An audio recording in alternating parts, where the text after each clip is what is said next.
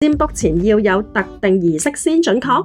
有人問係咪要點蠟燭、熏香、同塔羅牌傾偈，甚至擺副牌喺枕頭下面瞓覺，占卜先會準？未了解塔羅之前，好多人抱有好奇心同覺得神秘，又以為占卜儀式係必須。今日講個秘密俾大家知，呢22年嚟我都冇用任何儀式，直接就開始做占卜，而且唔影響準確度嘅喎。所以我嘅經驗係，占卜儀式並唔係必須。咁點解好多人又會用儀式呢？因為儀式嘅作用係一個心理過程。當你去做呢個儀式嘅時候，你嘅大腦係會特別專注，而有啲人的確係好相信儀式幫到佢哋連結塔羅牌嘅能量，同埋自己嘅直覺會更加強。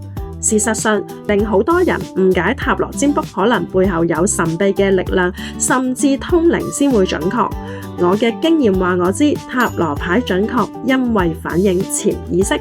所以既然我哋都係現代人，與其嘥時間喺儀式上面，不如透過同問卜者溝通，了解現實情況，再用塔羅占卜去幫佢哋多角度睇事情同其他人，從而令問卜者由迷惘變成有清晰嘅方向，相信未來可以喺自己嘅手。